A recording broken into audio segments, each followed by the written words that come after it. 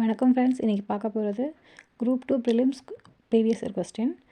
Incorporation of fundamental duties to the constitution of India was done by. இந்த சட்டத்திட்டத்தின் மூலம் அடிப்படை கடமைகளானது இந்திய அரசியலமைப்பில் சேர்க்கப்பட்டது அப்படின்னா அது 42nd கான்ஸ்டியூஷனல் அமெண்ட்மெண்ட் ஆக்ட். இப்போது ஆப்ஷன் உள்ள மீதியே நம்ம பார்த்துடலாம். 42nd கான்ஸ்டியூஷனல் அமெண்ட்மெண்ட் ஆக்ட் நமக்கு எல்லாமே தெரியும். மினி கான்ஸ்டியூஷன், அதாவது சிறிய அரசியலமைப்பு அப்படின்னு சொல்லப்படுது. இதில் வந்து சோஷியலிஸ்ட், செக்யூலர், இன்டெகிரிட்டி, அதாவது சமத்துவ, சமய சார்பற்ற ஒருமைப்பாடு அப்படிங்கிற 3 வேர்ட்ஸை வந்து ப்ரீஆம்பிளில் ஆட் பண்ணியிருக்கோம். அப்புறம் வந்து புது பார்ட்டான பார்ட் 4A ஆட் பண்ணியிருக்கோம். அதில் தான் ஃபண்டமெண்டல் டியூட்டிஸ் ஆட் பண்ணியிருப்பாங்க.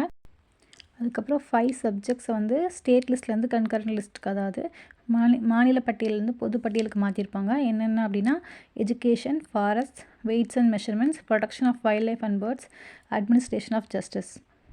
நெக்ஸ்ட்டு ட்ரிபியூனல்ஸ், அதாவது தீர்ப்பாயங்களுக்கான ப்ரொவிஷன்ஸ் க்ரியேட் பண்ணி அதுக்கு புது ஒரு பார்ட் 14A வந்து க்ரியேட் பண்ணியிருப்பாங்க. நெக்ஸ்ட்டு வந்து 43rd constitutional amendment.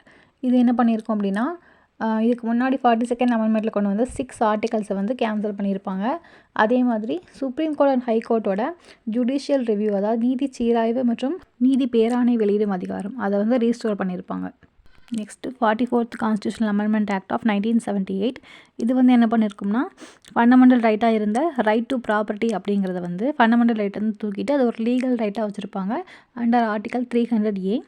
And president can declare national emergency only upon the written recommendation of cabinet வந்து ரிட்டன் ரெக்கமெண்டேஷன் கொடுத்தா மட்டும்தான் பிரசிடென்ட் வந்து நேஷனல் எமர்ஜென்சி டிக்ளேர் பண்ண முடியும் அப்படின்னு மாற்றிருப்பாங்க. அதே மாதிரி இந்த டேர்ம் ஆர்ம்டு ரெபல்லியன், அதாவது ஆயுதமேந்திய கிளர்ச்சி அப்படிங்கிறத வந்து இன்டர்னல் டிஸ்டர்பன்ஸ்னு மாற்றிருப்பாங்க.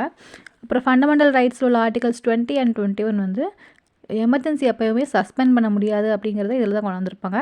ஃப்ரீடம் ஆஃப் ப்ரெஸ் கொண்டு வந்திருப்பாங்க. Next 45th constitutional amendment act of 1980.